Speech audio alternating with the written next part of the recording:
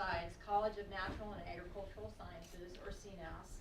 It's my pleasure to welcome you to the fourth lecture in the 2016 lecture series. So the lecture series, as you may know, is entitled Sustainability in a Time of Rapid Change, the Future of Earth, Life, and Humanity. So I am the relatively new Dean of CNAS, or of the college, Catherine Eric, and it's really been my pleasure to learn from the wonderful faculty that we have in the college. So before we proceed, I would like to get a little bit of a roll call. I did this before. So how many high school students are there in the audience right now? All right. And you're ready to write your reports? Okay. How many college students are there here in general? Wow, great. How many of those college students are UCR students?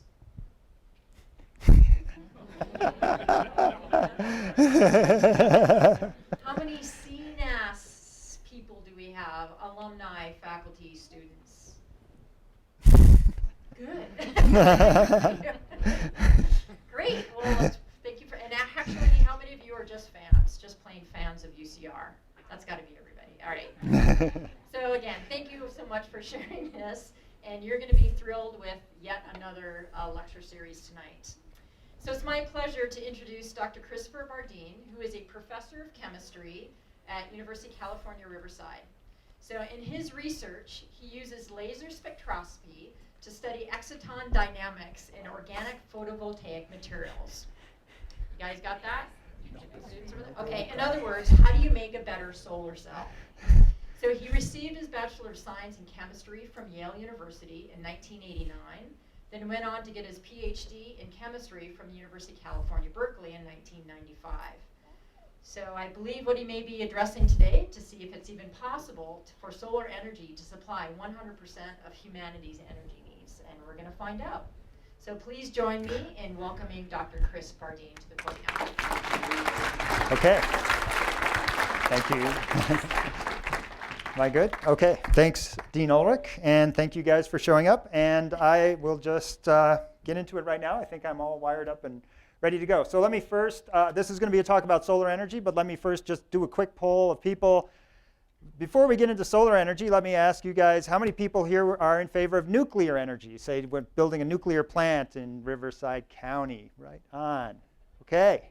All right. So not that many people, but maybe, so the majority I would say are against that for good reason. There are a lot of reasons to be dubious about nuclear power, but what if I told you I was like the nuclear power salesman, and I said I could build you a nuclear power plant that's so far away that there's no danger from it whatsoever, even it completely melted down and exploded. And furthermore, there would be no nuclear waste. And furthermore, all the fuel for this nuclear plant would be free. And last but not least, I would build it for free. And I would transmit all the power, more power than we could ever use in Riverside County.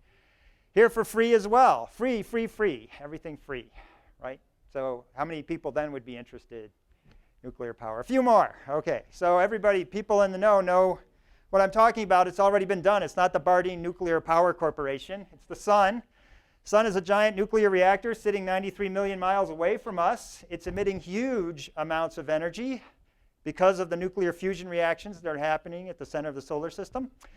Enough energy to supply all of mankind's annual needs. Roughly 60 to 90 minutes of solar radiation hitting the Earth is enough to supply the annual energy needs for the whole planet, us humans on the planet. Right? The plants take a little bit, but we take most of it. So there's a ton of energy coming from the sun. And it's far away, and it's all that we would ever need, right? And it's free. So there's got to be a catch, right? When I was a graduate student, my advisor said there's no free lunch. And right now the sun is looking like a big, fat, free lunch out there in space, giving us all the energy we would ever need. And somehow we don't use it. And why is that? Well, the reason we don't use it all right now is because energy is a fungible thing. We talk about energy like it's this monolithic thing, but actually it assumes many different forms. You know, this pen or this laser pointer, this is matter. It's just got one form. It stays this form pretty much forever. But energy can be changed. And so let's talk about the different forms of energy. One, you guys, you know, if it's cold, you like heat energy. That's a form of energy, heat, that comes in and suffuses your car, for example. Light energy, that's what's coming from the sun. We're getting that energy in the form of photons or radiation or light. I'm going to use those terms interchangeably in this talk. It's all the same thing. It's the way the energy from the sun gets to our planet. And it also comes from the light bulbs and everything. That's a form of energy as well. In addition, kinetic energy. That's what I'm doing right now. I'm standing here and talking and moving around. That's kinetic energy. Right? That's also a form of energy. That energy, for me, comes from the last form that I'm going to talk about, chemical energy. That's in our food. So every day, what we are, we're just big machines. You know, you think you're so special, but you're just a big machine that takes chemical energy that we call food, and our bodies turn that into kinetic energy that we call living. Right? We walk around and talk and do those things. And that's how we change different forms of energy. Now, obviously, the sun, again, is light energy. A lot of what we're interested in is this chemical energy in the form of food, but there's other forms of chemical energy. But in the United States and in the civilized or industrial world, there's one more form of energy that deserves special mention, and that's electrical energy. And so what is electrical energy? Well, that's the energy that's powering my talk, the light bulbs, the elevators, everything else in this room. It turns out that electricity is just a super great way to move energy around and then turn it into the stuff you want, which is, you know, little motors that run or light bulbs that shine brightly. All right? So electrical energy. And what is electrical energy? Well, here's the first chemistry part of the talk. So if you know what an atom is, it's just a really, really small thing. And part of atoms are electrons. These are these negatively charged particles that are super duper small. And when those electrons run through a wire, a voltage is what tells them to run through a wire. We call that current. And that current is what does the work in our light bulbs or in this guy's TV camera over here. That's electrical current. And how do you know that there's energy there? Well, you can take that electrical energy and transform it into something else if you stick your finger in a light socket or something, right? You feel those electrons hitting your body, hitting your nerve endings, and you're like, ugh. And if you really do it well, that knocks you right back on your behind. Not that that's ever happened to me. So we have these different forms of energy. I'm so used to clicking the computer. And really, the Earth is no dummy, right? The planet's been here a lot longer than we have, and it realized that there's this huge energy source at the middle, 93 million miles away. And the Earth has basically spent its life figuring out how to take advantage of the sun's energy. And really, the photons, the Earth likes photons. We all like to see, but that's not really the most useful form of energy. The most useful form of energy for us and for the Earth are basically chemical. Food, that's been the source of energy for most of Earth's history. And now electrical, that's what we like to run our Teslas and all that type of thing. So the real question is, for the Earth, for the last 4 billion years or so, is how can I take advantage of the sun and all that energy that's sitting, just right next door, basically, 93 million miles away. And so what I say is there's really been 4 big changes that the Earth has gone through to take advantage of the solar energy. And I'm going to call those solar revolutions. And that's a little dramatic. Right? But we all need a little revolution. And the reason I think revolution is accurate is because it's involved really large changes in the Earth, even how the Earth looks, not just how we live or how animals live, but how the Earth looks. So I'm going to go through those 4 solar revolutions right now, just sort of a history lesson to get us set up. All right? By the way, we're in the 4th revolution right now. But let's start with the first revolution. That was a long time ago. It had nothing to do with us. That was photosynthesis. So the Earth, 3.5 billion years ago, was a terrible place to live. Why was it? So I have a picture here. This is actually not a photograph of Earth 3 billion years ago. This is an artist's rendition of Mordor from the Lord of the Rings. But it's a pretty good approximation, only the Earth was worse, right? Because there was no oxygen. So even orcs couldn't live on primordial Earth, right? There was no oxygen. There was no ozone layer. There was a massive amount of gas, mostly CO2. Sun was not a warm, nice, sun-setting being there. The sun was giving all this ionizing radiation that would basically burn up any life that got close to the surface of the Earth. There was life on Earth, but it was hiding. It was little unicellular organisms at the bottom of the ocean or inside rocks that was just, under no conditions would it go near the sun because then it would burn up, right? That ionizing radiation would basically fry its DNA right away. Terrible situation, right? But we will never know his name. Some unicellular organism somehow underwent a mutation that allowed it to actually absorb that light and instead of blowing up, convert it into food. All right, that's called photosynthesis, that chemical process, that mutation in those unicellular organisms, that first organism that let go from the bottom of the sea in its little sulfur vent and drifted to the surface of the ocean and took advantage of solar radiation, started the revolution. And that revolution transformed the Earth. right? It took all that carbon dioxide and the light from the sun and it turned it into food. That food was sugars and other proteins, lipids, everything you need for life. That's this little leaf. This leaf was the first solar cell. And the planet became habitable, right? Then now it's nice with the clouds. This is probably New Zealand, also where Lord of the Rings was filmed.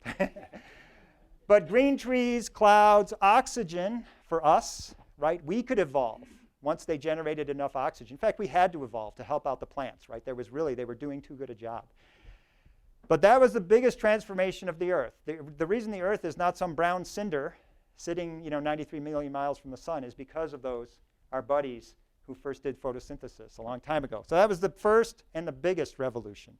Second revolution was ours. That's agriculture. All right? Humans were hunter-gatherers. We evolved maybe 1 million years ago. And for most of our history, we have been wearing animal skins and wandering around in the jungle trying to make a living. Very tough way to make a living, but we were tough. But what someone realized is they looked at the jungle and they said, gosh, I want a guava here and a pineapple here and an apple here and I have to go over here to dig up a potato, and that's a lot of work. So someone, we don't know who, had the bright idea that let me just find the plant that I'm interested in, right? The plant that's the best at producing food, taking solar energy and turning it into food, and let me just cultivate that plant all together in a very localized area. This is the first solar farm, right? Also called a farm. And this was the idea, that just put all this stuff together and harness the sunlight in an organized way. And that transformed that gave us culture, right? Humans could stop running around getting chased by mastodons or chasing mastodons, depending on the situation. We could settle down. We had some leisure time. We could invent reading and writing and all those nice things that we take for granted today. So revolution number 2. Revolution number 3. This one's more recent. We know who was responsible for this. Guys like James Watt. Basically, this is also called the Industrial Revolution. What people realized is they could make machines. Now, if you have to make a machine and fuel it by wood, that's a tough way to go, right? Wood has a pretty low energy density. And what they did is when they first made the first steam engines, they just deforested England, right? They ran out of wood. And then they realized that, gosh, those little organisms that did photosynthesis a long time ago, a lot of them died. They took CO2, made it into carbon compounds, sugars. They died. They got buried. They got compressed, millions of years. And then Barney turned into this high energy density substance called gasoline or oil or coal, right? Here's some coal miners digging in the earth, and that coal made possible all these factories. Those factories make your clothes, your glasses, your computers, everything else, right? So the Industrial Revolution was this realization that we don't have to wait for the sun to give us the energy. The sun already gave us a ton of energy. Earth saved it up for us underground in the form of coal and oil and what we call fossil fuels. And that was a big revolution as well. And you can see how big it is in the next graph where I plot human population. So here's the science. So here's humans millions of years ago. Nothing really happening, right? They're wandering around in the jungle. Agricultural revolution. Actually not that much change, right? It helped. What it really did is give us culture. It didn't put that many more humans on the planet. Where we really got this explosion in humans, the vast majority, 95% of the people in this room are here because of the Industrial Revolution, because of that huge advantage that we got when we started harvesting fossil fuels, and we could just make tractors grow our use those to grow our plants and then transport it all over the world. So we went from about 400 million people to our current, we're at 7 billion, and we'll probably top out, we don't know, maybe 9, 10 billion. A lot more people, right? That's a factor of 20 increase in the population. So, and it's all thanks to this last solar revolution that happened 200 years ago. So where are we today? Let's bring it up to today. We're in the middle. You guys are in the middle of a revolution. You may not realize it, right? But we are in a revolution. We are transitioning from fossil fuels, coal and oil, into what's called clean energy. We're actually going back to try to extract energy directly from sunlight. We're not going to try to extract it from the sunlight that's been stored up by the planet over the last 500 million years. And this is a solar revolution that we're going to do today, all right? And it's ongoing. We're sort of at the beginning stages, but we don't have very long. And the reason, so I was told that we've had some doom and gloom talks here. Here's my doom and gloom part. All right, this is another graph. This is the science. What you see is this is time on the horizontal axis, and this is CO2 and temperature. let's see, red is temperature, blue is CO2, carbon dioxide, and it goes up and it goes down. It goes up, it goes down. It goes up, it goes down. That's natural variation in carbon dioxide. The Earth breathes it in and breathes it out, often through volcanic activity or from solar cycles. So up, down, no big deal. Hundreds of thousands of years, right? Well before the dawn of agriculture, we had this cycle. And then up, up, up. And we're actually higher than 383. We passed 400 recently. CO2 has gotten very concentrated. The CO2 concentrations are way out of where their historical average for the last 500,000 years. And what we think is that the temperature is going to follow those carbon dioxide concentrations because it's always followed the carbon dioxide concentrations. So we're going to have global warming. So global warming, well, okay, the sea levels are going to rise. Okay, but there's one more doom and gloom slide. Okay, so let's go one more. This is where you really get to be worried. So what this is another graph. All right, now time is vertical. So here we are at 0, and then we go back in time, 500, 600 million years. They can measure the CO2 concentrations way back then. All right, they do that through basically geological record. And what you can see, and here's CO2. And what you can see is long ago, 500 million years ago, 500 million years ago, this is before we actually got to land, right? We were still, all life was in the ocean. There was a lot of CO2 in the atmosphere, way more than we have today. And it kind of goes up and goes down. The general trend is down, except for this spike here. You know, we're kind of dwindling down in our CO2 levels. Climate's getting cooler, probably getting more predictable. But what you see is it's not a straight trend. There's kind of bumps, right? It goes up. Goes down, goes up, goes down, goes up, down, up, down, up, up, up, up. And now it's going up again very quickly.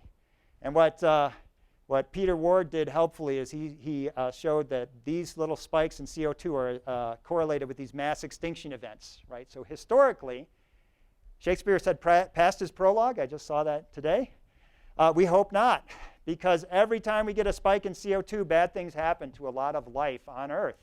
And the Permian extinction here is particularly remarkable. Now here we are spiking up again. This experiment's unprecedented because our spike, you know, the reason the CO2 spikes up and down, they think is volcanic activity. The Earth just belches forth all the CO2 that it sequestered, comes back out in the form of volcanic activity. We're doing the same thing. We're throwing out CO2, but it's not over millions of years, a million-year volcanic cycle. It's over a 100-year industrial cycle where we are, again, extruding a ton of CO2. And then the concern is maybe there's something out there besides warming that is going to cause trouble for life on Earth. All right, so this is a concern. And what that does is it adds urgency for us to figure out how are we going to solve this problem? How are we going to stop burning fossil fuels? Because we don't want that spike to go really high really fast because we don't know what's going to happen. You know, some people think not knowing what's going to happen is a good thing, right? But for a scientist, that's not a good thing. And for most humans, that's not a good thing. So over here, how are we going to go back to just using the sun as it arrives? And there are three options. One is biomass. Okay, that's plants. The plants already generate energy from the sun, right? They grow, and we could just cut down the trees and burn them, or cut down the switchgrass, or cut down the corn and turn it into ethanol. That's one option. That's sort of going the natural way. Nothing wrong with that. The second is wind energy. So this is a very old way, by the way, right? I mean, you know, that was invented 3.5 billion years ago by photosynthesis. Now, wind energy, and actually hydroelectric, I didn't put up here, but they're sort of related. Wind energy is also solar energy. Wind energy is when the sun hits part of the Earth and expands that air mass. It gets hot, it expands, and when air expands, we call that wind. All right, so wind energy is also solar energy. Hydroelectric energy is solar energy. The sun hits the ocean evaporates, rains in the mountains, fills up your dam, reservoir behind your dam, and you get hydroelectric power, right? So that's solar energy. Those are renewables. They're actually forms of solar energy. So this is another form. And then photovoltaic. This is the most, so wind energy, you know, they had windmills hundreds of years ago, right? So pretty old technology. It's been zapped up, but it's, you know, pretty old. Photovoltaic, that's 50 years old. That was invented in Bell Labs.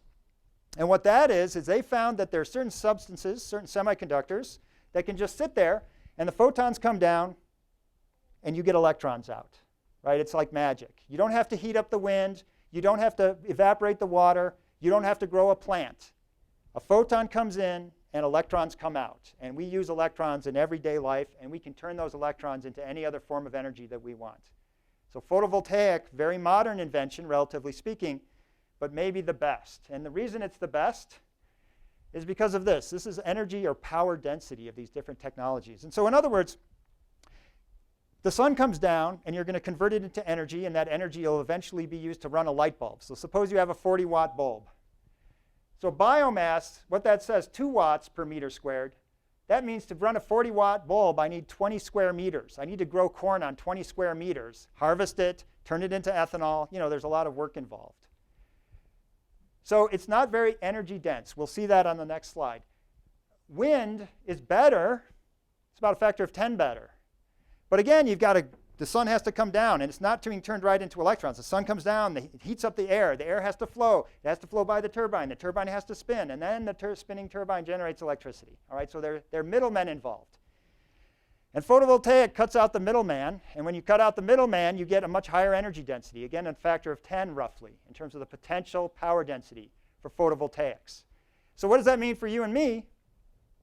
Well, you know, at some point, if we want to replace all the energy that's being used by the United States, we have to build a lot of windmills, or we have to put in a lot of solar panels, or we have to grow a lot of corn or switchgrass or whatever your favorite bio thing is. So here I've shaded in the region that we would have to grow biomass crops in order to power the United States. And then you say, no, he didn't, right? There is no shaded region.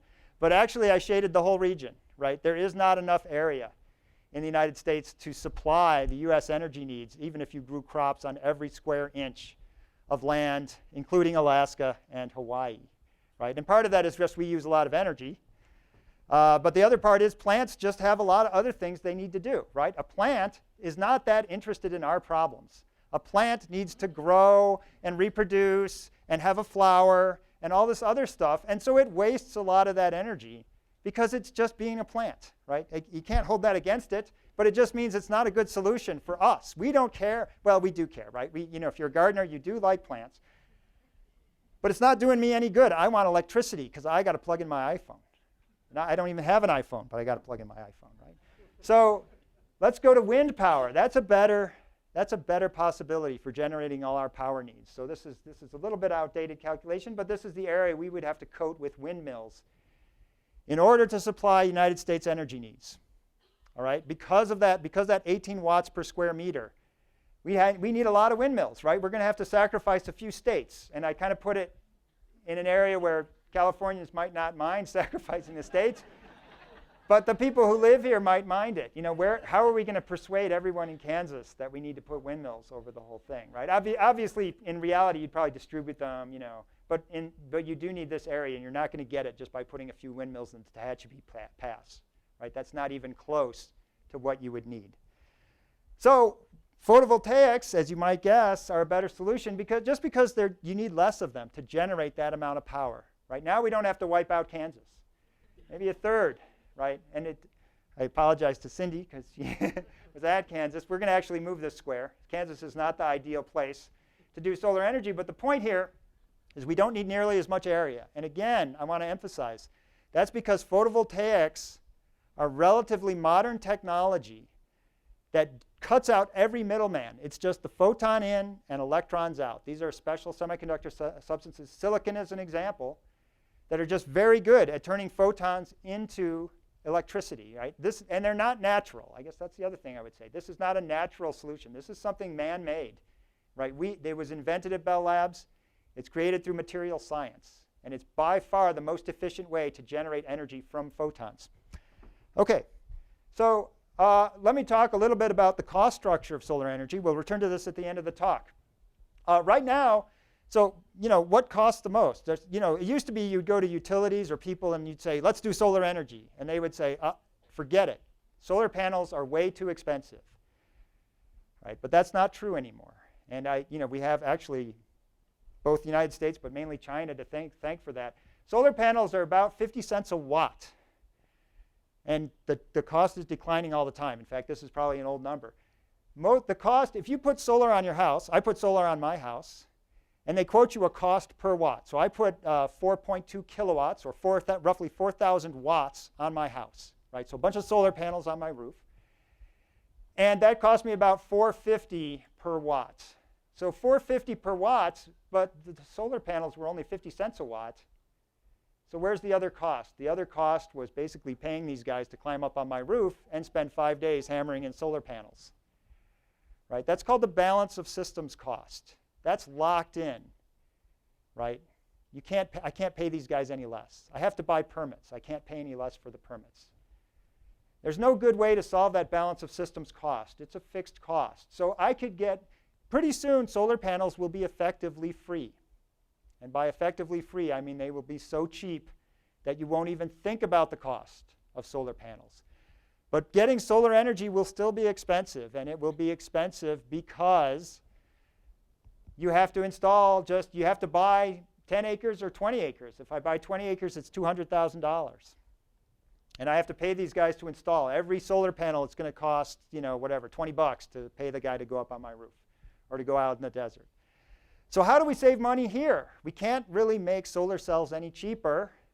We just have to install less of them. How could we install less of them? We have to make them more efficient. We have to make it so that we can get 4,000 watts, not from 10 solar cells on my roof, but from 5 solar cells on my roof. If I only install 5 solar cells on my roof, those guys only work half the time. And the cost goes down directly by a factor of 2, right? So before, I'd pay, the nominal cost, I had rebates and stuff, so don't worry too much about my financial situation. But the nominal cost was about $16,000 or $17,000, right? I could have reduced that to $8,000 if I could somehow double the efficiency of the solar cell, right? So the big gains in solar cell technology, the big cost gains, are going to come from efficiency. They're not going to come from some guy in China figuring out a way to make them even more cheap, okay? So how do we make solar cells efficient? We're going to segue from policy into science now. So you guys, I know everyone's been waiting for the science. So how does a solar cell actually work? Well, the sun, thinking carefully, emits a photon, travels 93 million miles, hits my solar cell, and it generates something called an exciton, an excited state. So what happens is matter is sitting here. Consider me as a solar cell, all right? So I'm standing here. A photon hits me, and I'm in my excited state. And so I'm in an excited state, okay? So this is my excited state, right? Kind of the shuffle dance. And I'm called an exciton, all right? And what's happening is I got to do something with all this energy. And what happens is if I go to an interface, a PN junction or an electrode, I can shoot out an electron. I can get rid of my energy by shooting out an electron. And we shoot out an electron into an electrode, and it goes into a wire. What do we call electrons that have been shot into a wire? Electrons traveling through a wire are current, right? That's called a photocurrent because it's generated by a photon. So this is what a solar cell wants to do. It wants to absorb a photon. That radiation comes down, get in its excited state, and then shoot out an electron. That's my goal as a solar cell. So should work fine. The issue here is the sun, really. It's the sun that's our problem, not the solar cell. Solar cells, that technology is actually very good. The sun is just doesn't care about us, doesn't want to make our life easy. It's really a problem with the sun. And it emits photons or wavelengths or light at all different colors, all across the spectrum. And you see that when you see a rainbow. Here's a pretty rainbow in like Iceland or something, I don't know. But it's very, that shows you blue, green, yellow, red. The sun is emitting all those different colors. And that's great for the sun, right? Here's something called a spectrum. So what this shows is the intensity of light at all different wavelengths. Visible, like orange light is right here at 600 nanometers. But what you see is it's not just at 600 nanometers. It's spread everywhere, all across the spectrum. All right, so that's a problem. Because it turns out solar cells work best at one specific color. And the other colors, maybe they'll work okay, but they won't work that well. So we get our rainbows, but the solar cell doesn't care. The solar cell would rather that the sun was a laser with a single color shooting directly at Earth. Okay, that would be the best possible outcome for us. But it would make art, obviously, a very different field, right? If you had that problem. But every solar cell has its favorite place to absorb photons. That's called its band gap. And all these other photons, maybe they can be absorbed, but they don't generate as much energy. That's the main problem with efficiency, is that we've got these photons everywhere, and we've got to do something about that. And so that's where I come in, right? You're like, where's the chemistry in this talk? Okay, it's coming. basically, we have to take this spectrum. Remember, this is a solar spectrum, and it goes from 200 way out to 2,000 nanometers. Photons everywhere. And what we need to do is figure out a way to hit those photons at high energy and the photons at low energy that are not used efficiently, or sometimes used at all. The low energy ones are not used at all, and convert them into energy packets, maybe photons, maybe not, that can be used at the band gap. So I marked just the silicon's band gap out here at 1,100 nanometers. So we need to somehow transform that energy into energy packets that can be used efficiently by the solar cell. And if I do it here, I call it upconversion, because I'm taking 2 photons, and I've got 2 photons or 2 excited states. So here, let me do the little thing. Here's my 2 hands, right? So photon, I start with just my molecules or my matter or whatever. Photon hits this guy. Photon hits this guy. Now I've got 2. And somehow I have to say, hey, you guys, get together and create one big photon or one big energy packet that can actually do me some good in my solar cell. Or the light comes down and it makes one big exciton, and I say, okay, you've got too much energy. I can't handle it, right? So I have to somehow split you into 2 guys, 2 lower energy guys, who can then each go into the solar cell. And if each one goes into the solar cell, remember, it's 1 electron per exciton. So exciton, exciton, electron, electron. I get 2 electrons for the price of that 1 photon. That's called exciton fission or down conversion sometimes. So that's the goal here, is we need to reshape the sun spectrum for our own uses. And this is the goal of pretty much any high-efficiency solar energy scheme. They're also called third-generation solar energy technology. We have to fix the sun in order to get high-efficiency solar cells. So how do we go about doing that? Well, first of all, I'll just say, what are the efficiency gains? They're significant. They're not as much as you might hope. This is the efficiency of the theoretical efficiency of a solar cell that just sits there in the sun. Like the silicon solar cells that, if you have solar cells on your house, they're in this category. The maximum efficiency is about 31, 32%. That's actually called the Shockley-Queisser limit. And if I use up or down conversion, well, this is down conversion. This is the fission process I was talking about, where the one guy splits into 2 guys. I can boost my efficiency up to 44%. If I go the other way and take my 2 guys and combine them, fuse them into one higher energy exciton, that'll give me 46, 47%. If I use them both together, I can get up to 50%. So I go from 30% to 50%. That's not quite a factor of 2, but it's close enough to be interesting for people who want to build better solar cells. All right? So that's what we're going to do. So we have to figure out some material that's going to do this for us. And here's just showing this again. Again, this is the same idea. Photon comes in. This is the down conversion, or 1 to 2. Photon comes in. Big excited state splits into 2 little guys. The 2 little guys each generate an electron, or in this case, a balanced charge, electron, whole pair. I get 1 photon, 2 electrons out. I get a gain there. In the other case, I have 2 photons that by themselves can't do anything. They're wimpy little low-energy photons. But if I could somehow absorb both of them and then combine them, I could get a bigger, more muscular energy packet or photon or excited state or exciton that I could then ionize and generate a charge from as well. So, you have these potential mechanisms of gain, but we need to find some material that can do it. Photons by themselves won't do it. I could get 2 photons and try and get them to meet and try and get them to combine or generate 2 little baby photons. They'll never do it. All right? They have to be absorbed, and I have to get some material to do that for them. So what is that material? Now chemistry. So people have been waiting, if there are chemistry fans in the house, here is a chemical. This is a molecule that's where carbon atoms are in blue. Yellow is hydrogen atoms. This is a molecule called tetrascene, one of my favorite molecules. All right, chemists have favorite molecules. This is one of them. And tetrascene has a very nice property. It turns out it has 2 energy states. It can be both in the high energy state and in a lower energy state called the triplet state. There's a gap between them. So tetrascene actually has those 2 characteristics, high energy and low energy, within it, inside it. So it's a special molecule. It's not that special, actually. There are many other organic molecules that do this. But it's one of our favorites, and it does this process very well. So it has the right energetics to absorb a photon, make 1 high energy state, and then split it into 2 lower energy states that I'm calling the triplet states. And don't worry about EV. That's electron volts. That's an energy measure. Just remember, energy is going up, and I start high, and then I split and make 2 smaller guys with less energy, but still enough energy to generate electrons, hopefully.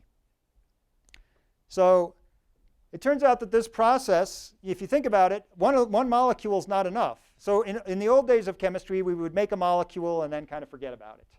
Right?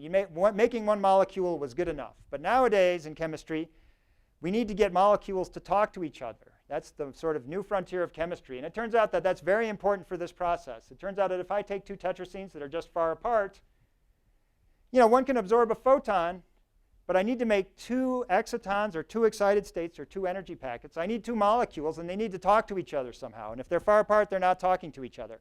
It won't work.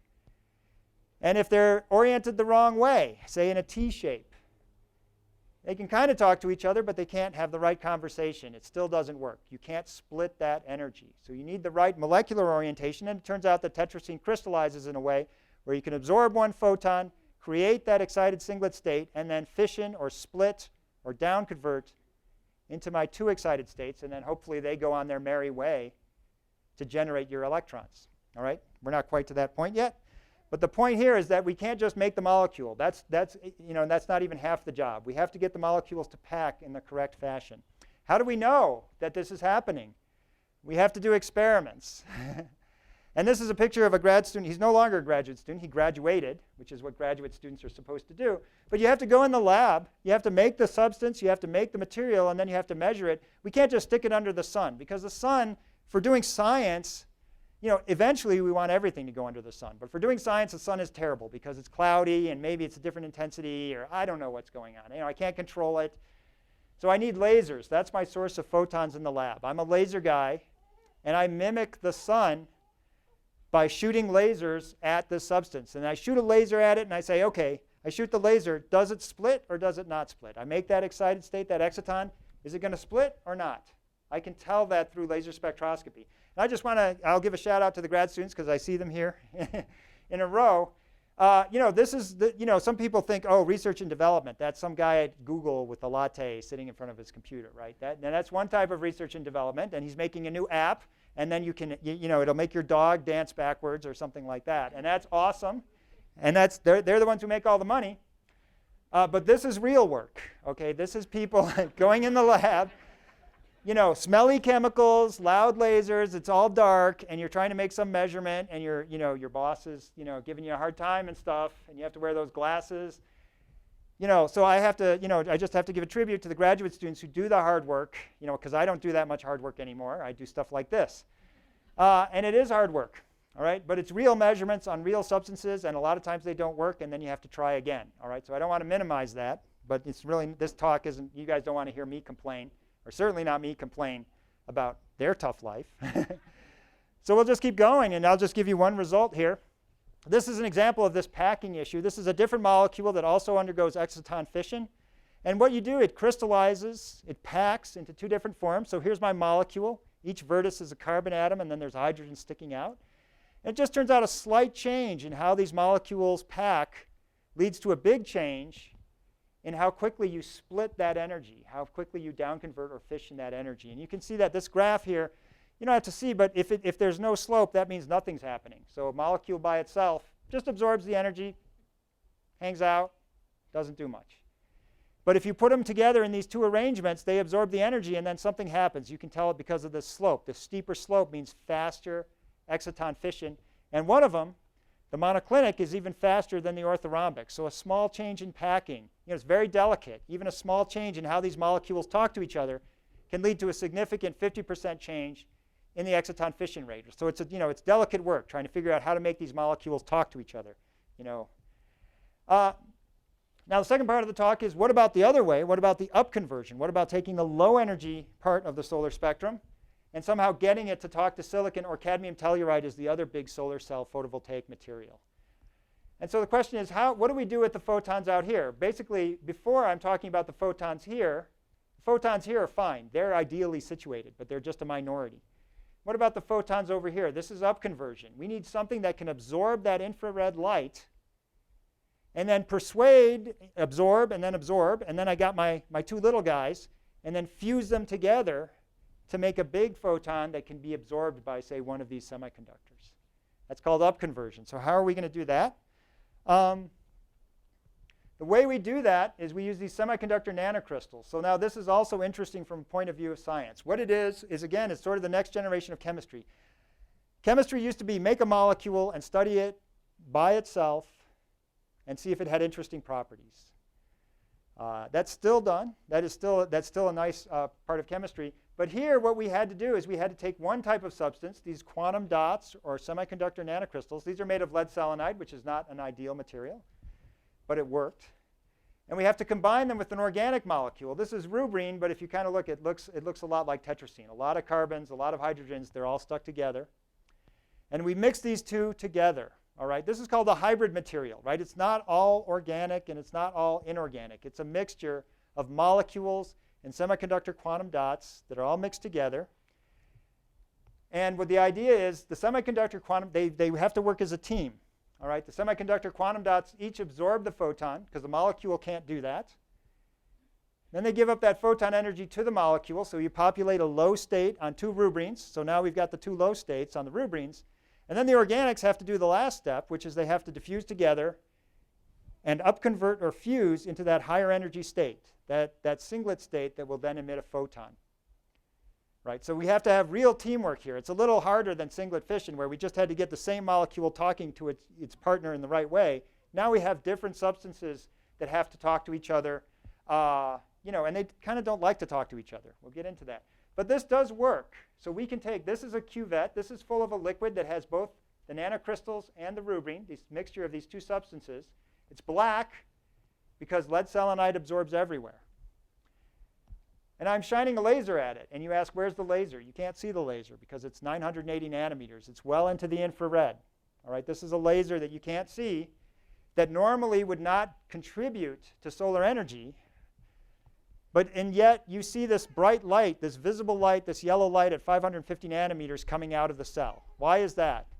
It's because you've got this teamwork from the two nanocrystals. They're each giving up their energy to the molecule, and then the molecules talk to each other and say, okay, let's make a singlet. Let's make this high energy state that can emit a high energy photon. High energy photons are typically low wavelength, shorter wavelength photons. So it's pretty cool. This was quite dramatic. You have a black substance, you shine an invisible laser at it, and all of a sudden you have this yellow glow that you can move around and make dance and take pictures of with your iPhone and everything. All right, so it works. Now the one problem with this is I alluded to the fact that these are two different types of substances, inorganic and organic, and they don't like each other much. And because they don't like each other much, they don't talk to each other very well. And so the efficiency of this process was very low. So what we needed to do, so if you have a party, so you can think of the little nanocrystals or quantum dots as like, they'll be the cool guys. They'll be the football team. And then the organic molecules are the nerds, right? And they should talk to each other, right? We should all talk to each other, but they don't, okay? Or they don't talk very much. So it turns out the efficiency of this process was 0.01%, which is a very low efficiency. So what do we do to fix that problem? We take the lesson that you guys all maybe have learned from parties, which is you need to have someone facilitate the mixing, right? So we need to add another component that can say, hey nerds, hey quarterback, let's talk to each other. And that's this molecule. This molecule is 9-anthracene carboxylic acid. So we had to switch because we didn't have that molecule for the previous example. So now we're with different nanocrystals. But nanocrystals are nanocrystals, right? They're all the cool kids. So they're hanging out here. And the nanocrystals absorb the light. They've got the energy, but they don't care about the organics. Until we find an organic molecule that somehow can mediate it, this part of the organic molecule likes the nanocrystals, and this part of the organic molecule likes the other organic molecules. It's half and half, like half jock, half nerd, right? How many high school students here would put themselves in that category? Half jock, half nerd. So rare, right? Rare to find a molecule that will do that. Just like it's rare to find a person that'll do that. But we found the molecule. And so 9-anthracene carboxylic acid does that job. It takes the energy from the semiconductor nanocrystal or the quantum dot, and it hangs out on the anthracene carboxylic acid. And then eventually, diphenylanthracene says, well, normally I would never talk to a nanocrystal, but I will talk to 9-anthracene carboxylic acid, and I'll take your energy, and then I'll have energy from one and energy from the other, and we'll fuse them together. And that's my upconversion, right? So that's what a lot of this material science is. It's trying to solve these social problems between your molecules and your quantum dots and trying to figure out who's going to mediate that relationship the best. And then the last question, of course, is that's a nice story, but does it work? And the answer is it does work. You don't have to pay too much attention to this graph. This is just a graph showing that we actually do have a 2-photon process. Pay attention to the photograph. All right, the photograph here is, so the bottom photograph is just diphenylanthracene, the nerdy molecule, and the cadmium selenide, the cool nanocrystal. And we irradiate it with the laser, and we just see this yellow fluorescence. And what that's telling us is, you know, we put energy in, we give it to the cool nanocrystals, and they just hang on to it. And then it comes back out, and it's just, you know, it never went anywhere. The diphenylanthracenes were never included in the party, right? They never got to talk to the cool kids. And so what you do then is you add your ligand, your anthracene carboxylic acid, your mediator. You don't have to add that much, actually. It doesn't take much to facilitate this interaction. Shine the same laser in there. It's a green laser, and this bright blue light comes out. And that bright blue light is telling you that the energy goes into the nanocrystals, but they don't hang on to it. The anthracene carboxylic acid is helping them transmit that energy to the diphenylanthracene, where it can, you know, diphenylanthracene come together, fuse, and generate that high energy light. So we think this is a general strategy, and in Mingli Tang's lab, she successfully showed this in the infrared as well. She was the collaborator on this work. She showed that, you know, this should be a general strategy for getting two different materials to talk to each other by designing the right organic molecule that can mediate that interaction, all right? And the efficiency goes up by a factor of 1,000 or 10,000, right, to where it becomes interesting for solar energy conversion, right? So we're finding ways, materials, that will convert light from high energy to 2 low energy excitons, or from 2 low energy excitations into 1 high energy one. This is the high energy blue light coming out here, right? Not necessarily ready for solar cells, but, you know, a nice proof of principle. And then, of course, other people have proved this principle as well. Now, the last thing I want to do, so this, you know, I will stop here briefly and say, so, you know, where's the solar cell, right? And we don't have new solar cells, right? This is basic research that's done in a university setting to show that these physical processes can do what we say they'll do, that they can generate 2 from 1 or 1 from 2, fission and fusion. But we have yet to incorporate this into a functioning solar cell. We have yet to demonstrate that this will generate solar cells with higher efficiency, right? This is basic research, and the horizon for this research to actually be incorporated on your rooftops is probably 5 to 10 years away. Maybe never. I don't know. You know, that happens in science a lot. You just work and work and work, and then at the end, you know, the solar cell guys are like, you know, actually we don't think it's that great. I don't know if that's going to happen or not, right? It's fun research for me. It's interesting. It's basic photophysics. It's basic material science. But we don't know if it's going to work. So then I want to finish up. I've heard the doom and gloom. I had some doom and gloom in my talk. And it's pretty doom and gloomy, okay? I don't want to minimize, you know, what's going on. But let me summarize first the main points of this talk, and then we'll get to the last part, which is where we go from here, all right? So the first part is the history lesson. Earth, we've been doing this. We haven't been doing this very long, right? Humans have been here for just a tiny smidgen of Earth's history. But Earth has spent its history trying to figure out how to harness the sun's energy, with photosynthesis being the biggest victory in doing that. So we are just the latest chapter, the latest in a series of solar revolutions where the Earth has tried to figure out what to do with all the energy coming from the sun. Now, our problem, of course, is we don't have the same leisure time that the bacteria did 3.5 billion years ago, right? They could take 50 million years, longer actually, to figure out how to do photosynthesis. We don't have that luxury of time. And the reason we don't is because we've been so successful at extracting carbon dioxide from the Earth and putting it back into the atmosphere, which is where it started, that we now have this problem with global climate change. And it's, you know, it's looking like a pretty big problem to most people. So we have to really, most people think that within the next 2 decades, that's 20 years from now, so, you know, most of us will still be around, you know, this is going to happen. We're going to have a majority, maybe the vast majority of our energy be carbon free. I didn't go through those graphs, but, you know, they're there. You can find them on the web. And so one big challenge in solar cell technology, where I come in, the basic science, is how to make them more efficient. And we like that approach of exciton fission, exciton fusion, trying to rearrange the sun spectrum to better match these photovoltaic cells, because photovoltaic cells are awesome at changing photons into electricity. And once you have electricity, you can do anything you want. You have dirty water, You can clean it up with electricity. You just run your reverse osmosis plant. Very energy intensive. But if you have a lot of energy, you can fix almost every other problem. I think that's a broad statement, but I'm going to say it anyway. You can fix almost every problem that we have on Earth if you have a lot of energy. Dirty water, everything else, food. And so, again, efforts at UCR, basic research at the universities. That's the only place it's being done, incidentally. I talked about Bell Labs at the beginning of the talk. Bell Labs is extinct now, unfortunately. So basic research into this area is really only being done at universities. Companies are not interested in the pie-in-the-sky stuff. And the last part is, won't this take a long time? How do we know that we'll be able to do it in time? Maybe doom and gloom will come true. And maybe it will. But giving this talk inspired me to go back and take a look at, is it possible that we could just generate, I said the world in my abstract, but I took a step back and did the United States. Let's just talk about the United States.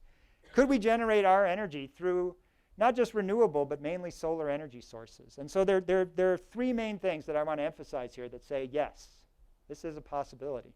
First thing is a recent paper from out of Stanford. One big argument that people say, oh, the winds, it doesn't blow all the time. And the sun, sometimes it's cloudy or it's night. Right? Then what do you do? What do you do when your main energy sources aren't there? You have to store it somehow. So there's a lot of research in batteries. This is the latest excuse for the utility companies, right? They say, we can't do solar. They used to say it was too expensive, so they can't say that anymore. Now they say, we can't do solar because the grid can't handle it. It's too intermittent. It's hopeless. But there are people, and this guy at Stanford is one of the most prominent, who are saying it's not hopeless. We have energy storage technologies today that could be harnessed to do this. Wind, it's intermittent, but it does blow at night, so it could help balance out the issues we have with solar at night. So that's one issue. The storage problem is solvable, and it may be solvable right now without a miracle in battery technology. The next thing is cost. This is a solar cell cost per watt, right? We talked about that. It was $10 not too long ago. And people said, oh, it'll be a miracle if we could get it down to $1 a watt per panel. This is installed. And what you can see is up, down, down, down, down, down, down. It's actually farther down now. It's 240, according to the guy from DuPont who was here a couple days ago. The target in 2020 is $1 per watt installed. Not $1 per watt per solar cell. $1 per watt installed solar capacity. That's the Sunshot Initiative, 2020. It looks like we might get there, right? That slope is very promising. $1 per watt. I should have waited, right? There's no way. I shouldn't have put solar on my house, right? I should have waited till 2020, and then it would only cost me $4,000. And then they wouldn't even bother with subsidies, right? They'd say, you can spend $4,000. You're a professor. You're rich, right? Because all professors are rich. So the cost is going way down. And so I just calculated, total energy use. This is energy, not power, by the way. So there's a difference between energy and power. You pay for energy, actually, kilowatt hours. That's power times time. Here I'm converting it to watt hours. This is how much the United States uses in energy. 25 times 10 to the 15 watts per hour, or watt hours, right? That's a lot, okay? That's a lot of light bulbs, right? Way more, that's the factories, that's the cars, that's the wood stoves. That's all energy use, okay? Not just electricity. Now, 20% of that roughly is already non-renewable or non-carbon emitting. That's nuclear, which is why I like nuclear. That is wind, that is hydroelectric, and a tiny, tiny, tiny bit of solar, right? Solar is not a very big part of our energy mix right now. California, actually, it is. But the rest of the country, you won't see many solar panels. All right, but if you take that, and I estimated 1 watt installed solar generates 2,000 watt hours, I divide it out, and I say we need 10 to the 13 installed watts of solar to satisfy all of our energy requirements in the United States. Again, cars, everything. 10 to the 13 is 10 trillion watts. It's a lot of watts. $1 a watt, that's going to cost us $10 trillion, right? Which is why you don't see these numbers very often when people say how great solar is, right? Because if you run through the numbers, I was shocked. I was like, $10 trillion, that's a lot of money. The good news is maybe we can get the land for free, right? The government happens to own a lot of land in very sunny areas. I realize some people don't like the idea of paving over the desert with solar cells, photovoltaic cells, but it is free, and it is our desert, right? It is our land. So I guess we could all share maybe, and maybe relocate the tortoises, whatever needs to be done, and install that, right? It wouldn't be that bad, right? A big piece of Nevada would be gone, but besides Las Vegas, there's not that much in Nevada right now anyway. So I'm like, okay, if it's just installing it, $10 trillion, and we have the area, and we have the storage, do we have $10 trillion? And I don't know. But I did look up what's the cost of war on terror. This is not a political talk, but just an observation. That's about $5 trillion that we've committed over the last 12 years or so to the war on terror. If you add everything up, right? It's kind of snuck in there. And the amazing thing is we did not notice that we spent $5 trillion chasing all these guys around the desert, right? You know, we don't think, oh, I can't buy that car because of the war on terror. I can't send my kid to college because of the war on terror. So we've already spent a lot of money. You know, if we spent $10 trillion, we'd notice it. But over 10 years, maybe we wouldn't notice it that much. It would be a big change, but it would not be catastrophic. The point of this slide is not to say, let's go out and spend $10 trillion, okay? But although people will come back from this and say, oh, $10 trillion. The point is to say we can do it. And solar energy is changing so quickly that it's becoming a choice. It's not something that's technically impossible. You might argue whether it's financially possible. I don't know. I'm not an expert. But in the last 10 years, the technology and the costs have changed so quickly that we don't have an excuse to say that the technology is impossible. We have to go back and say, it's just our choice. We choose not to spend that money, and then we choose to live with whatever consequences will come out. So with that thought, I'm going to stop there and just thank the grad students. This is an out-of-date picture. The Ming Lee group, these are my graduate students, except for him.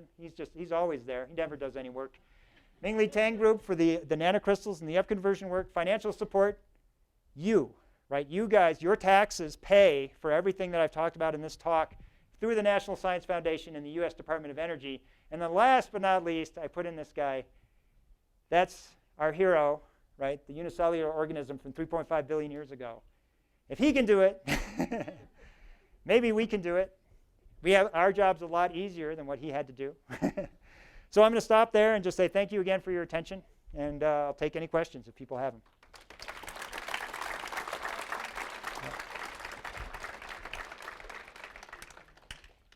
I think we have some time to take a few questions from the audience. And so if you do have a question, if you raise your hand, then we'll have the science ambassadors bring up the microphone. I'm not sure I got this right, but it sort of sounded as if splitting down conversion was easier than fusion, up conversion. So if that's right, is there any reason to continue to research both processes? Wouldn't it make more sense to just focus on down conversion? Well, okay, so the question is, looks like down conversion or singlet or exciton fission is easier. Why don't we just concentrate our efforts there and forget about the other up conversion or two going into one? And so the answer to that question, I would have sort of two answers. One is, if I were an industrial company, I would have to make that choice right away. But since I'm an academic researcher, and in science, it's very difficult to pick winners. All right, so it looks like there are. I would agree with you. Right now, I would say that the down conversion maybe has more promise in terms of actually getting into a cell and contributing to current. Actually, it's been demonstrated that it can enhance photocurrent from solar cells. Up conversion has, but it's much less. So, I would say right now it looks like the fission is more promising, but the whole secret of science is to broaden your portfolio. And you can do that for relatively small cost by just paying some researchers in different universities to just keep looking at it, because there may be something out there that we haven't thought of yet. Right? Picking winners in science and technology can be, Solyndra is a famous example of people who thought they knew the winner. And it's so fast changing that it's very difficult to be sure about that bet. So I would say let's keep looking at everything if we can afford it. And we can afford it. Yeah, one more quick question, and then I realize that many of the students may have to leave. Okay, sure. We'll give them a chance to ask questions afterwards. So what effect does the environment have on these excitons? For instance, cold and heat. Heat makes them split faster, actually. So it turns out, so the question is, what is the effect of the environment, coal, heat on excitons? And so, the photon hits some material, it creates the exciton, it's vibrating around. That's what we're going to do our stuff with. Is it affected by the environment? Absolutely. If you heat it up, it actually does, if we've engineered it right, it'll do what we want it to do faster. which makes it ideal for solar cells because solar cells get pretty hot in the sun.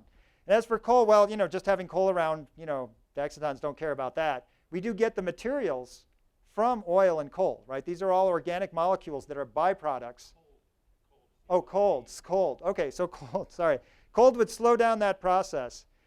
And it depends on the material. For some materials like silicon is actually better if it's cold. It will actually function better. But the problem is anything that works well in a cold climate.